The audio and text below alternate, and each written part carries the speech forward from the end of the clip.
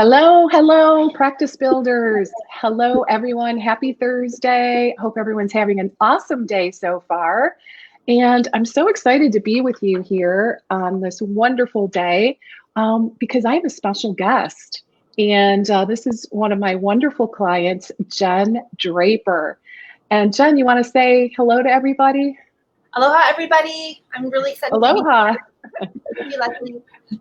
Yeah, Jen lives in Hawaii, so aloha to Jen.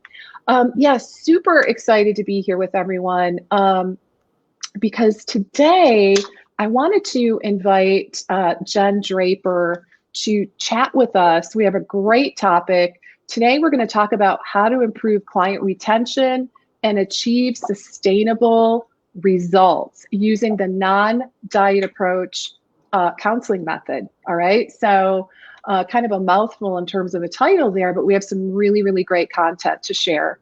So why don't I kick things off by, I'm going to go ahead and kind of give you the read Jen's bio, just so you have a sense of her background and all of her great experience. So Jen Draper is a registered dietitian, passionate about helping people have a better relationship with food and their bodies. She uses a non-diet approach founded in the principle of health at every size, HAES, and intuitive eating. Jen is located in Hawaii and has a virtual private practice. And she also teaches nutrition classes at the University of Hawaii and the University of Maryland Global Campus. Jen has spent most of her career specializing in eating disorders, and she is now mentoring dietitians that are new to this specialization and has started teaching her own courses at the Body Trust Nutrition Education Center. So welcome again, Jen. Thank you, Leslie. Yeah. All right. So, all right, guys. So we are going, let me kind of give you a little bit of an overview of some of the things that we're going to cover today, just so you know up front what you're going to learn. So from today's live training, you are going to learn the key strategies that Jen uses to not only fill her private practice, but also to keep her clients coming back, right? And you're going to learn how Jen successfully integrates the non-diet counseling approach to help her clients achieve sustainable results over the long haul, which is so important for everyone. And we're also going to be talking about some recommended tools and best practices to attract and serve your clients and simultaneously to help you to achieve your financial goals. And of course, lots more in between. So again, welcome everyone.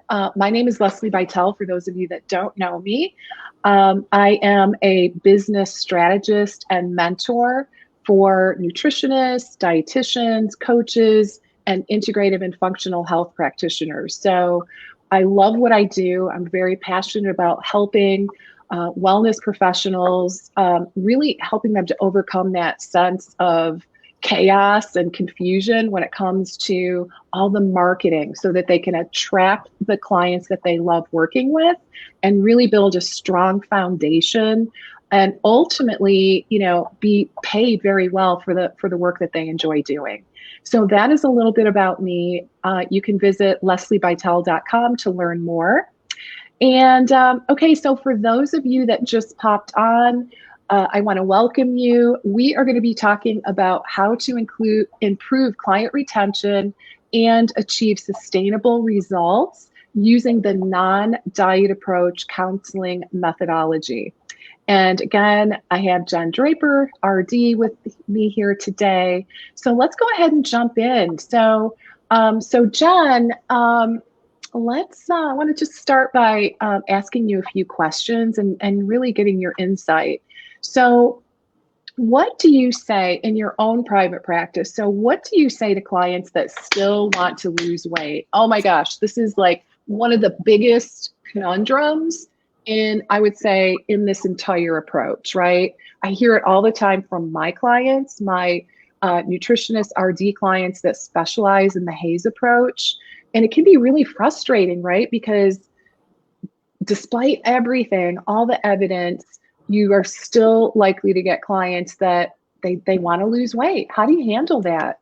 Yeah, this is a great question. And it's something that comes up in almost every session, even with long-term clients that I've had. So as we're teaching clients the non-diet approach, which is really to say the evidence shows that diets cause great harm, and the best predictor of weight gain is a diet, right? So if they want to lose weight, diets make people gain weight. So we want to really detach from that and validate. A lot of it is the validation. Yes, I understand that you want to lose weight. This is exactly what I say. I just don't have any way to help you do that doesn't harm you. And I can't, I follow a code of ethics to not cause harm, right? So we just really get that clear understanding that diets, and bringing it back to their own evidence for their journey with their food and their body, they'll say, over time, my body has only gotten heavier and heavier. So I know the diet doesn't work, but what happens is they go somewhere, they go to work and their coworker's doing keto, or their doctor tells them to do intermittent fasting, or they see a celebrity that's doing something. And so there's such a pull to diet, and they just think, I would just feel better. And so the biggest thing we do is acknowledge it. And I'll say, yes, I know. And you have permission to say it every time you come in or every time we're on a screen together. And we just revisit that we don't have a way to do it fast without causing harm. And of course they still want to, but what can we do today to help them feel better, right? There are things that, for example, if they're not drinking enough water, add water, do some movement, add some plants. That's the word I use for vegetables. We can work on things that we know will help them feel better and just really validate, yes, I know. And I literally have clients I've worked with for years that will say, Jen, I know the diet's not going to help me, but I still want to lose weight. And I say, I know. Of course you do. It's okay that you want to. We can talk about it every time. So I just invite it in because it's supportive to them for us to validate their experience. I love that. So instead of trying to talk them out of it, which I think would be our instinct as a practitioner, right? To try to tell them all the reasons why, you quote unquote shouldn't want to be on a diet, or all the reasons why, diets are bad or wrong, or, are gonna, you take the opposite approach, which is so fascinating to me, right? Just by acknowledging it and inviting them to bring it up every single time they come in, if they wish, right? And then also to, really acknowledge that, yeah, I know you do. We can talk about this every time if you want. And, but there's no safe way to do it. Exactly. So is that, did I summarize pretty much? Exactly. Encapsulate your approach? Yes. Okay. Yeah. So then what happens? Do they move on? Do you mean they move on? Oh yeah, then we just get on with the session. Okay. Yeah, I just ask how have things been going? How did you do with your goal? And we highlight what's working and what's feeling better for them. So I want to fully disclose that I do have clients that sometimes go on diets while they're working with me. They're adults, they're allowed to, but they know, and they'll tell me, and I'll say, I feel very cautious. You already know what I think, and they'll say, yes, I know. And usually what happens is they'll take a break from seeing me, the diet doesn't work, and they come back, or they just crash and burn in the diet while they keep seeing me. And I've never had one on a diet that sustained the diet. But I even give them permission. I mean, I just remind them, you're adults and you can do that, but you know what I think about it, and I'll be here for you whatever happens. Because they just want to just say that one more, they're I just want to get my weight down and then I'll do intuitive eating. And I'm okay, I understand. And I always, I'll just tell them. I get to know clients really well. So I'll say, I feel very cautious. I feel concerned when you tell me these things. You already knew I was going to say that. And they'll say, yes, Jen, I know. But we just keep going because that's part of their experience. I love it. I love it. Okay. So I think the key takeaway is, instead of trying to talk them out of it, you acknowledge it and literally invite it in. Yes. which is so, I mean, it makes sense, but I feel like, you know, having been in this area of work, I'm not really sure that I did that, right? So I think it's brilliant. Yeah. I can see how that would be super helpful. Yeah, they do really well.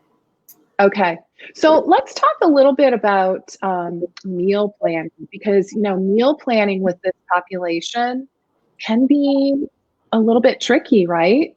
Obviously, we don't want to be focusing on, you know, calories and, you know, weighing and measuring food and that kind of thing. So how do you approach meal planning with this type of client, you know, while you're integrating the Hayes approach to counseling? Yeah, great question. And this is the tool that I came up with is something called MyFuelMix. And it was after a few years in practice where clients were just floundering, right? We get so excited about this intuitive eating approach, but they really wanted a plan, because what diets help with is giving really clear structure. And so when you teach someone the hunger scale and say all foods fit, they panic. I mean, they're just like, I'm so worried I'm going to be out of control. I don't know what to eat. So the tool that I came up with is something that I call MyFuelMix. And it's really, really simple.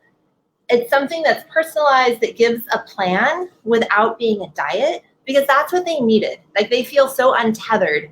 So the MyFuelMix is like this anchor. If you think of an anchor on a boat, right? Even in a big ship, I live on an island, so we have ships out anchored in docks, right? So these big ships have this anchor so that they have some ability to move and be flexible as the water changes, but they're not gonna drift away, right? So this is a guide it's so simple that sometimes I forget it would be helpful to tell people about it. It's just the macronutrients: protein, fat, and carbohydrate at all meals and snacks. And so for our dietitian brains, it's wonderful because they're getting the essential nutrients, right? And of course, the micros the vitamins and minerals come along with the macronutrients. But for the client, it opens up the ability to choose fun food and to still feel better. So what we know as dietitians is that when we eat all three of these, it stabilizes blood sugar, it helps people feel full and stay full, and we also get a release of all the happy chemicals in our brain, the dopamine, the endorphins, and serotonin. So it's like a win-win. And this helps clients when in conjunction with the hunger scale, because they can eat their fuel mix and then notice how their body feels. How long does that combination keep me full? How soon did I get hungry? How much energy did I have? But I've had clients that just like it changed their lives. Literally, I had one that wanted to get a tattoo on her forearm, MyFuelMix. That's great. Yeah. So what they realize is that all foods are some combination of proteins, fats, and carbs, which we already knew. And then the feedback from their body helps them with the gentle nutrition part. So MyFuelMix could be something very nutrient dense, like quinoa, wild Alaskan salmon, and kale. It could also be chocolate chip cookies with milk, right? But if they add the milk with their cookies, they're going to get the protein and some that helps stabilize blood sugar, and they likely won't eat as much. So, yeah. So it's MyFuelMix. It's brilliant. It's brilliant.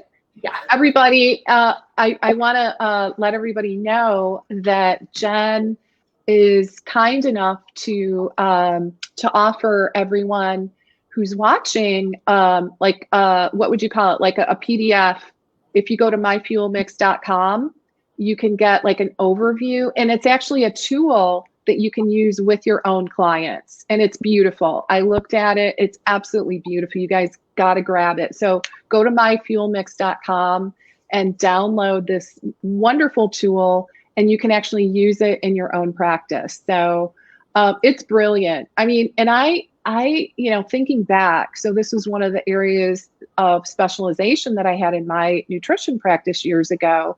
And it was such a struggle because, finding that balance of, moving people away from all these rigid rules and, weighing and measuring food and, all the diets.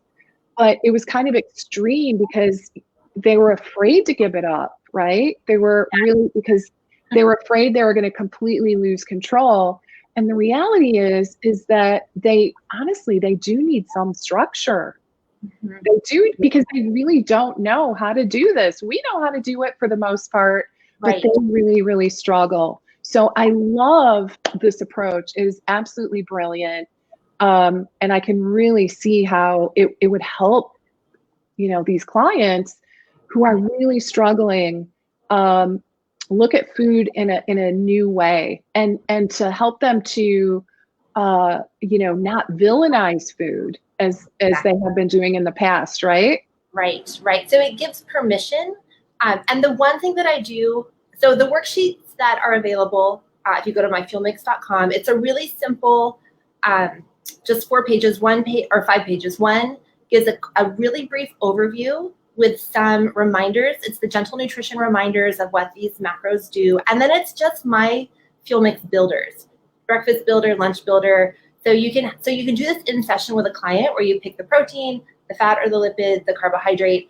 And the one thing I always give, when I do an initial session, I don't talk about food with the client. I tell them, you're a whole person and I want to get to know you as a whole person. But before you leave, I'll give you one nutrition tool or like one goal. So what I give them is protein. And this is the only one I give a number for, because protein is so important and they need that.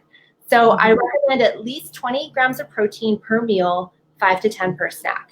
And then depending on how much time we have, we'll come up with, what does that look like? I'm actually creating another tool that'll be ready soon of what are protein foods. Because we go to the store and we get amnesia, or like, even in session, I'm like, protein for breakfast? You don't like eggs? You don't like yogurt?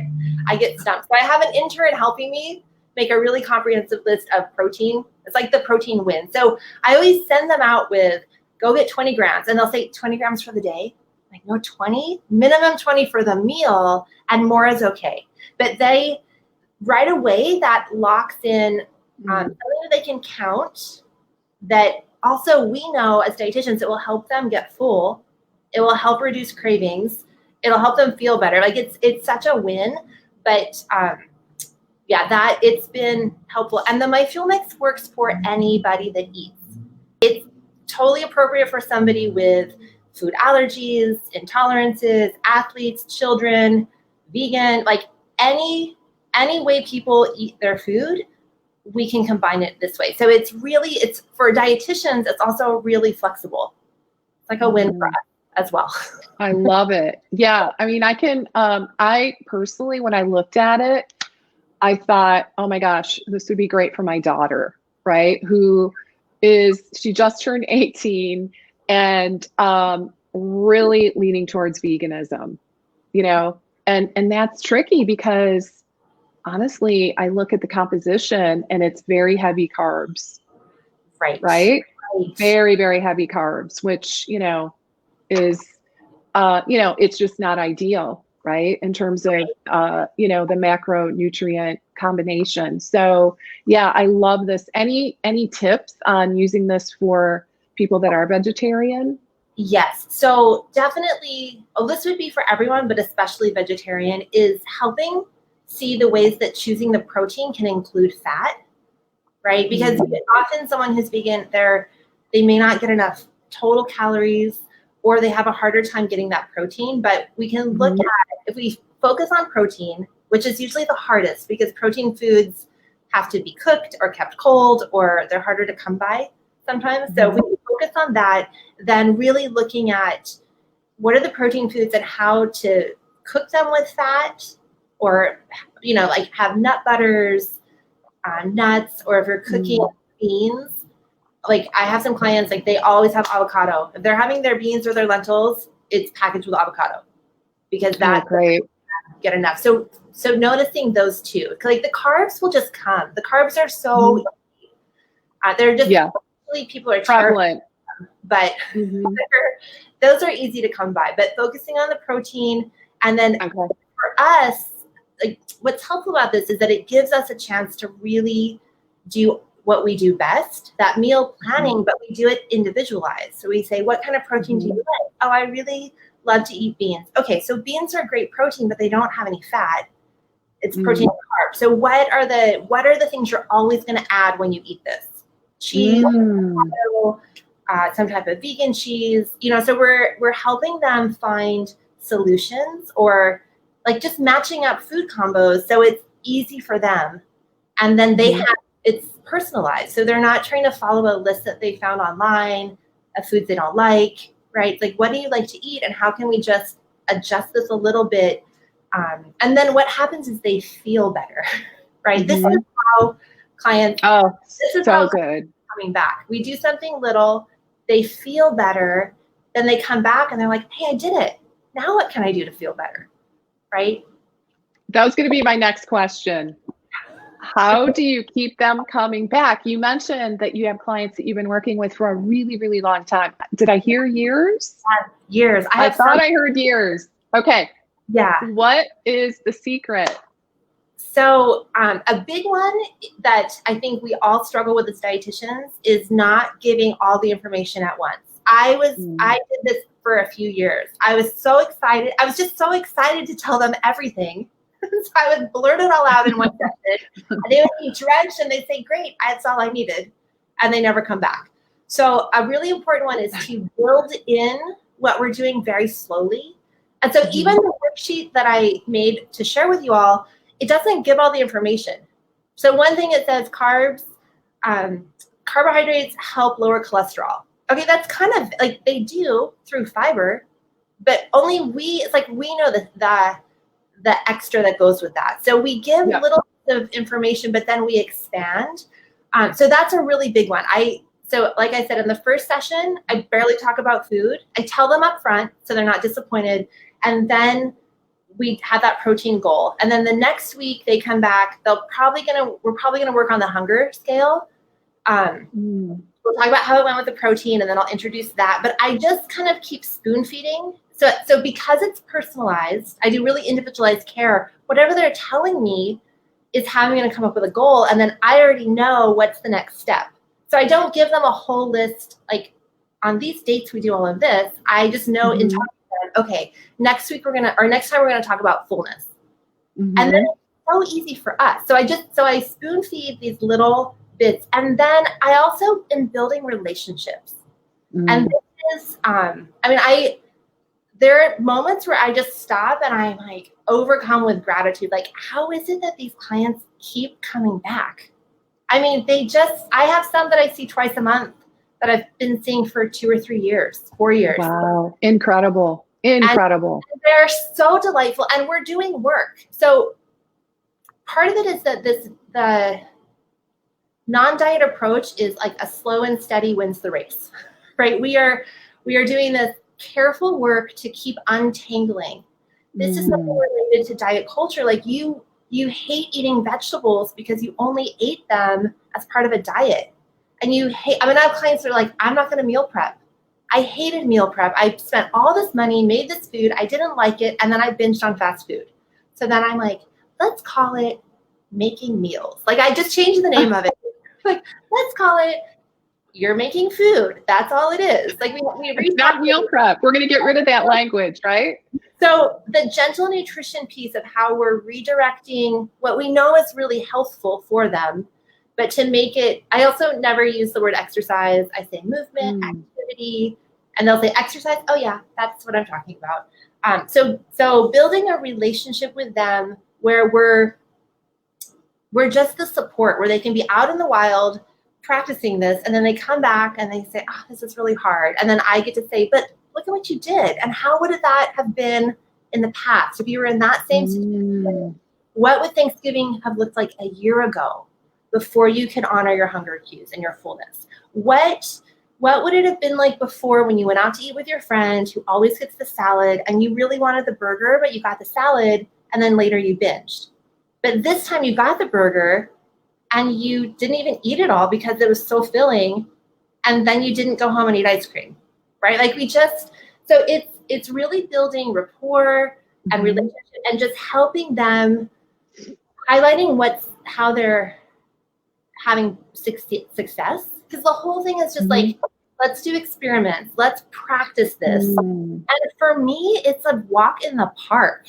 It's like I have the most delightful women that I get to hang out with all the time in this context. I get to support, and because I do motivational interviewing, and it's really individualized. I'm just listening. I just say, hey, how did it go? They tell me things, I make notes, and then I give feedback, and we come up with the next goal. I don't have to, it's very rare that I have a solid list of things to talk about going into a session.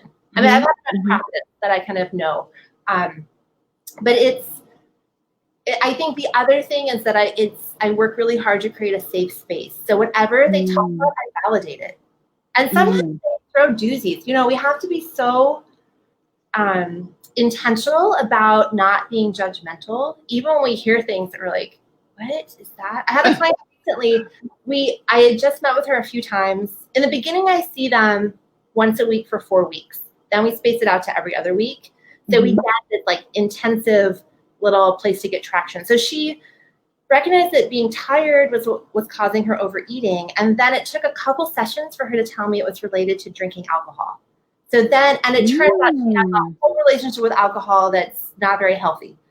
So she's telling me a few things. I'm like, oh, okay. And there's a friend she's going to go shopping with, and she's worried about drinking. And I am like, I didn't know there was drinking at shopping. Like, when does that come in? I mean, I was like, drinking, I don't really drink, and I'm not a shopper. I was like, wait, huh? And she said, oh, when we go to Nordstrom, they have that nice little cafe that has a bar. And I was like, oh, okay. I was just curious, but I wanted to ask, like, how does that work? And what else could you do with this friend? And at the end of the session, she said, Jen, I really appreciate how you don't judge anything I say. Right? Because I asked it in such a curious, gentle way, like, wait, what does that mean? Is that something you'd like to talk about? But I think they're more likely to tell us when we can be really gentle and it's safe and we validate their experience. And that client now has been sober for a month, probably like by now. Her eating is going really well, but I didn't specifically think like, oh, are you an alcoholic? I was just like, shopping and then I said, maybe you could take the kids with this friend to the ice skating rink. That, like, I've never been there, but I don't think there's a bar. And she said, Jen, there's a bar next door. I was like, these bars are everywhere. Like, everywhere. What else could you do? Right? So we just laughed about it. But that, I think, creating a safe place, validating what they're feeling. And we want to remember that they're the expert on their lives, their bodies. Right? And so it's key. And sometimes I just like pinch myself, like, how do they come back? But they keep doing better. So it's not like I see them for years and we're still having the same conversation. They're making sustainable changes, and they say things to me like, Jen, I always feel so much better after I come see you. This has changed my life. You're the only person I can talk to about this stuff. And I do have some clients that also have a therapist. If they have a lot of emotions coming up, I don't handle that part, right? The therapist does that kind of heavy lifting, but a lot of it is just rapport and not giving them too much at one time. That's the key. Trickle out the information.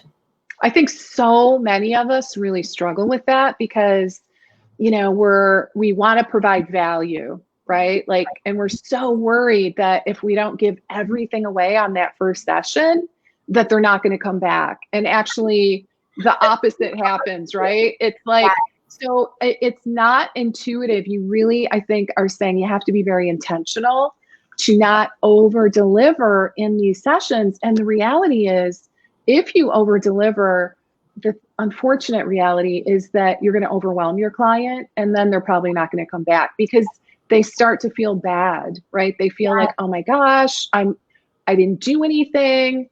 I'm not going to go back because I'm going to feel shame, right? And that's the last thing you want. Yeah, and so you made a really great comment that what do we do when they didn't meet their goals, right? Because sometimes because creating a safe place means we want them to say, I totally forgot I was going to go to the gym this week. I had a client say that. She walked in the office and she was like, I forgot that was my goal. And Yeah. so then that's where we meet them. Oh, so I wonder what that was about. What got in the way of doing it? Like we just keep meeting them right where they are so that they feel safe to say, I did nothing. And then we say, okay, so I love, okay, so to me, the gigantic takeaway is curiosity. yes. Approaching it with curiosity and just like, okay, I'm curious. Like you could even preface a lot of this by saying, I'm curious, you know, what came up for you? Or, you know, I think that's huge so that it lands in a very loving way. Yes. And does not come across as confrontational or judgmental. Yes. So and clearly your clients are feeling that. Yeah. And we need to remember, like, we all walk around with these really harsh critics of our own. They already have often have beat themselves up about it, or, you know, those thought bullies come in. So it's refreshing for them to have someone say, oh, that's okay, but let's just see what happened. And sometimes I'll say, oh, that was a terrible goal that I gave you. That experiment did not. Oh, you're owning it. Oh, yeah, that is so good. Oh, and sometimes, I mean, I legitimately will say, I never imagined that's how that would work out. Like, oh, shoot, you did exactly what we talked about, but then you went to a different restaurant and someone else ordered the food and we had no idea. Like, we had a safety plan for you and it all fell apart. Oops, let's try again. Yeah. Love it. So you teach them, you're modeling them, you know, to them, like owning up and moving on, right? Like, Right, okay, right. We're moving on. We're going to get back in the saddle and move on. Like it doesn't have to completely destroy your day. Right. And sometimes you give them little tiny goals, they'll do more. And because what you mentioned about not wanting to overwhelm them.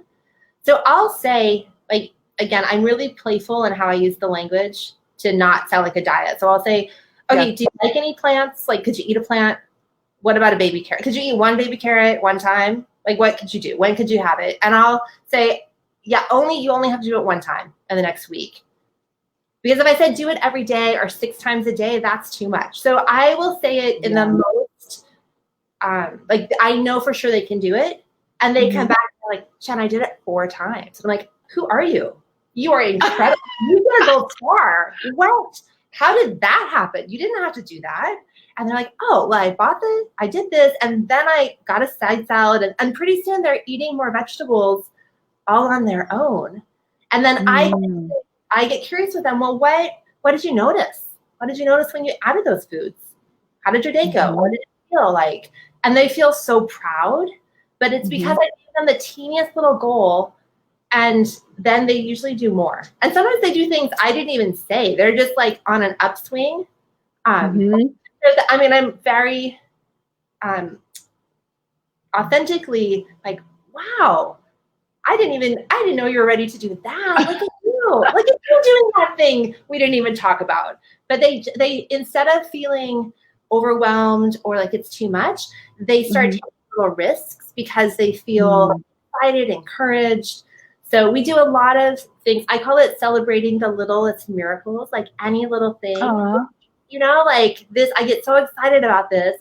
And so they'll come in and say, nothing's working. I don't know why I'm still here. I don't even know what we're working on. I get this one a lot because they're used to the diet. Jen, I don't even know what we're working on. And I'll say, oh, well, here are the 5 things you've been doing. Are you still doing those? Isn't that better? And I remind them and they're like, oh, I guess I did have a plan. Like, you're checking in with your fullness. Like, you stopped eating your fast food halfway through because you were full and you threw it away. What are we doing? Like, you're doing big things, right? So funny. Love it. So I'm curious, how do you actually measure progress? So a lot of what I just said, I have a running list in my head of the things that I know are going to help build their health. Like when we look at health at every size, it says full spectrum of health, how they show up in relationships, how they feel about their job, how they are socially, how they feel in their body. So I'm listening for things. And a big one is They can eat when they're hungry and stop when they're full. Mm.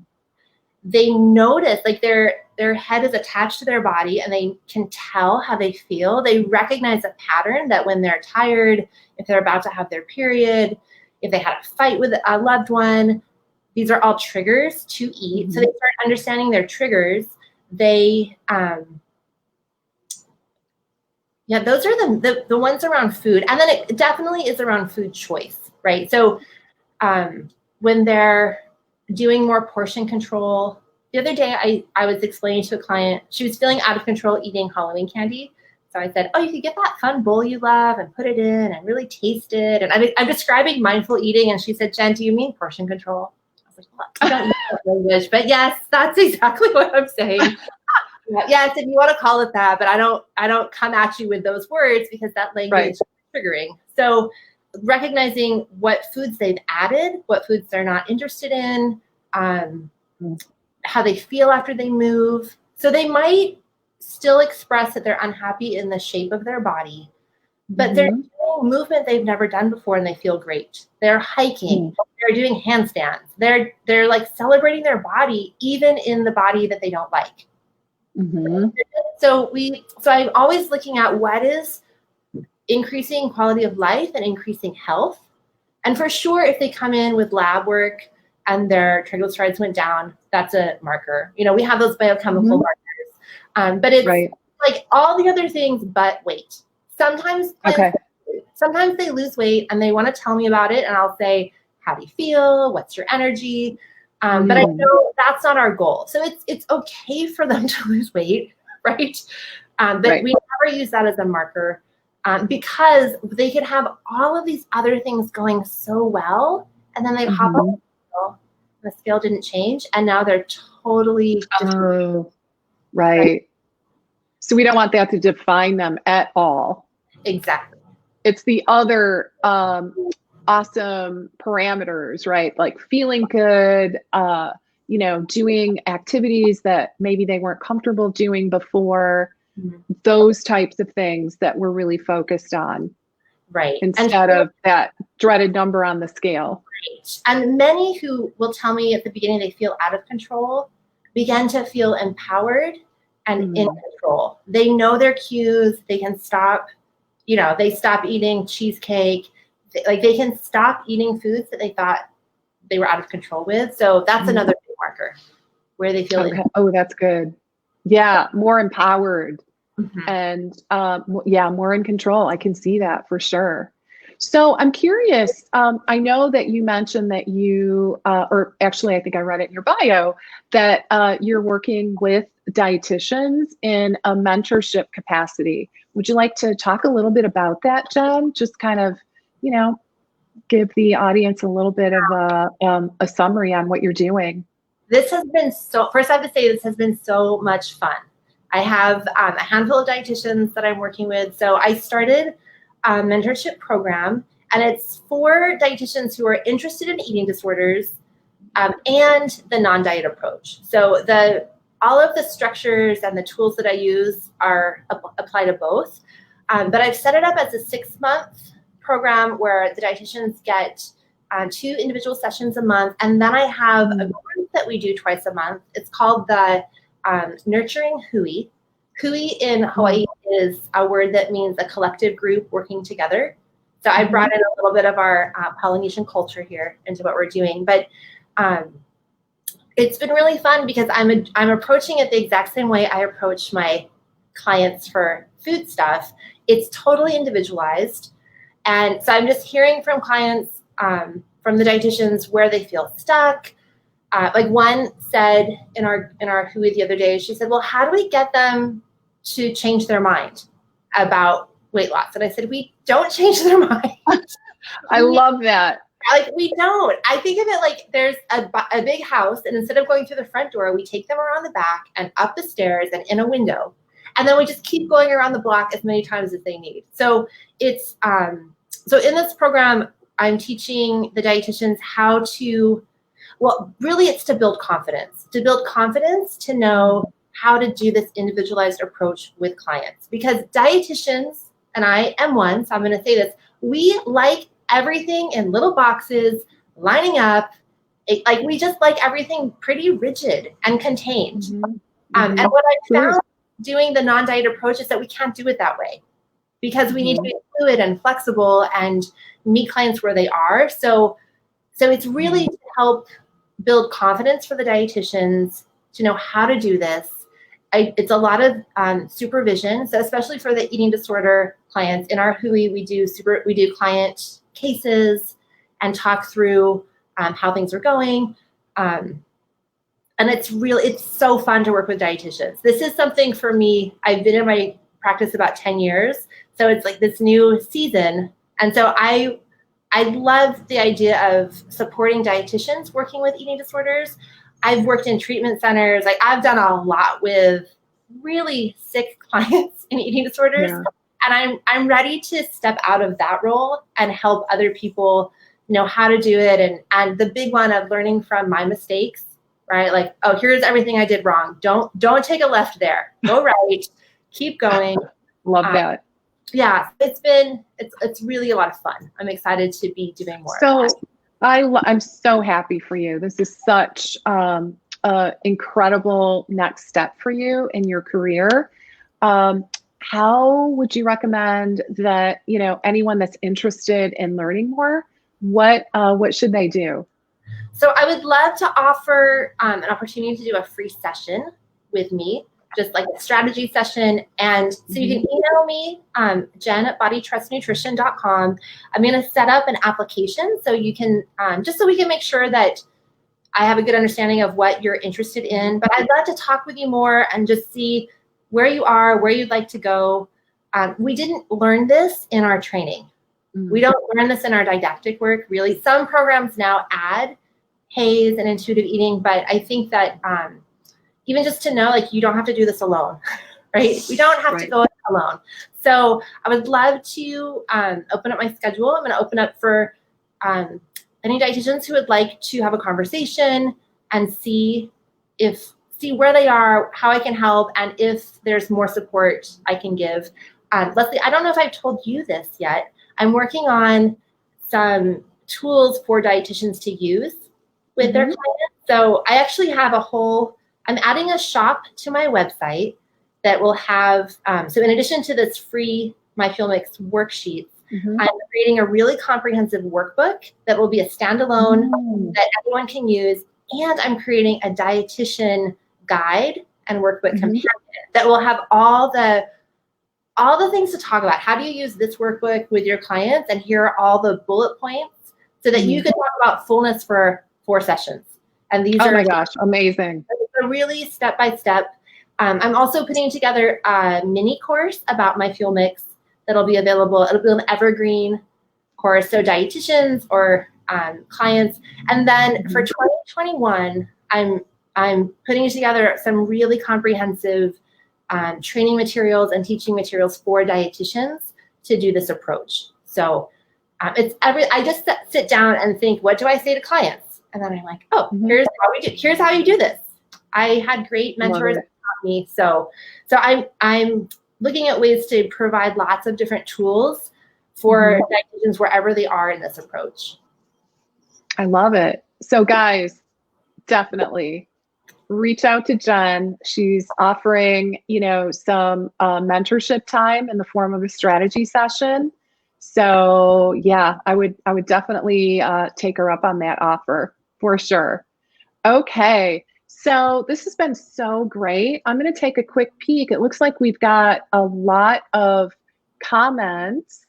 Do we have, let's see if we've got questions. Does anyone have questions? Okay, here's one.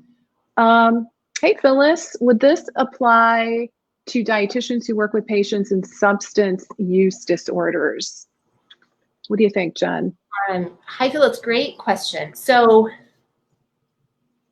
yes, absolutely. Because it really is for anyone, we can use this approach. And so I've actually worked with substance abuse in the past.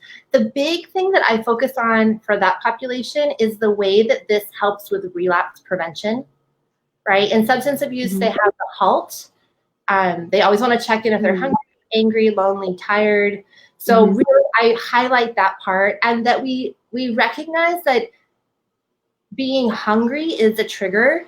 So it doesn't mean they have to eat the most nutrient dense food. Go get something with protein, go get a snack. Don't let yourself get too hungry, because then if they flip and they want it to, they're like, I didn't know what to eat, or I felt bad that I grabbed more fun food. But absolutely, this we can use it as language for relapse prevention. Okay, I love that. Great. Okay, let's see. Let's see if this is a question. I haven't read this yet. Okay, hey Karen, how are you? My former patients could see me regularly because insurance covered their ED treatment. In the private practice I'm developing, I don't plan to take insurance. I hope to focus more on group support, telehealth services through a monthly subscription, and also offer participants the option of doing one-on-one coaching calls. Wondering what Jen thinks of that plan. Hi, Karen. This sounds great. It sounds like it's really comprehensive, and it's a way to offer support that's a lower price point. One thing that comes up for me doing groups with eating disorders is that we want to be selective about who we have in the group, because we never want the eating disorders to be in competition. We want to create a group where they are all recovery minded and set great boundaries. And then, so I think it is good, but you would want to be sure you have really motivated clients, motivated for recovery, and that as soon as you notice any, it just happens. A new person comes into group and all the eating disorder parts get activated, and now they're competing to be the sickest. And we want them to support each other being recovered. Super important. Yeah. So. And then one-on-one calls, I think even doing at least one, so you get to know them a little better. Because when we're facilitating groups with eating disorders, the more we know the clients, the more we can manage. Because a lot of pathology can show up, right? We're dealing with mental health issues. And so, just to kind of screen them. Yeah. And, in terms of, having a cash practice, I mean, that's definitely in my wheelhouse. That's what I help people, nutritionists and dietitians and other health practitioners do every single day in my work. So would definitely recommend, if at all possible, as you look at how you're putting that practice together, if you can, aim to move into programs and packages, right? Because, the reality is this is a difficult patient type, right? And there's a lot of anxiety and fears kind of being stirred up. And it's pretty easy just to quit, like, unless you have made some kind of commitment in advance, right? So, having worked with several dietitians who specialize in this area, helping them to create these programs and packages, it's a win-win all the way around, right? Like, you get that pleasure of being able to help that client over the long term so that they actually start to get those results. And it is a win for the client as well. So really would encourage you to move into that model if at all possible. And let's see, do we have any other questions? Lots of good comments. I'm glad I had a feeling, I knew this was going to resonate for everybody. Thank you so much, Jen. Okay, it looks like I don't see any more questions. So, all right, guys. So just a quick reminder before we say goodbye for today. And that is, drop Jen an email if you're interested in talking with her about, potentially joining one of her groups or being mentored by her in this area. And also, let's see, do I have my email? Yes, I do. All right. So this is my email address. And of course, drop me a line if you have any comments, especially if you are looking at the new year thinking, oh my gosh, it's almost here, which it is right around the corner. And you could use some support in really helping to develop a business plan and really, plan to meet your goals right out of the gate in 2021. So drop me a line if I can help you. I'm here for you. And all right, so just want to remind everybody about that. So all right, so that is what we have for you today. It was incredible. Oh my gosh, such awesome information, and really loved every minute with you, Jen. Thank you so much for sharing your wisdom with everybody, and I'll look forward to seeing everyone again in a week or two. Actually, I think next week we're doing an Instagram live, right? Mm-hmm. Yeah. So guys, this time next week, Jen and I will be on IG Live. So be on the lookout for more information about that. All right. So, all right, guys, take good care and bye for now.